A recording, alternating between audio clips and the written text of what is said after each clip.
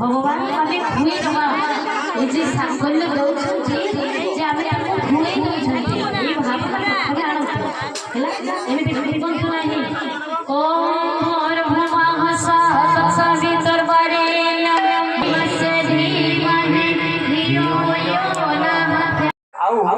ଛୁରୀ ଛୁରୀରେ କାଟିବା ଏ ଯୋଉ କାଟି ଖାଇବାଟା ବନ୍ଧୁକ ଫୁଟେଇବାଟା ଆମ ସଂସ୍କୃତି ବାହାରେ ଆମ ସଂସ୍କୃତିର କଥା ଦୀପଟିଏ ଜାଳିଲେ ଦୀପ ଆମକୁ ଏଇ ଶିକ୍ଷା ଦିଏ ଦୀପର ଫ୍ୟାନ୍ର ପବନ ଦଉଛି ତା ଶିଖାଟା ତଳକୁ ଯାଉନାହିଁ ଉପରକୁ ଉଠୁଛି।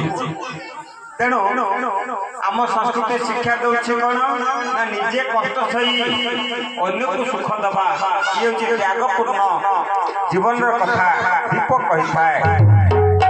ଆଜି ଉତ୍କଳମଣି ଗୋପବନ୍ଧୁ ଦାସ ନାହାନ୍ତି ସତ କିନ୍ତୁ ଏତେ ମହାନ ଉପଦେଶଟିଏ ଦେଇଛନ୍ତି ନିଜ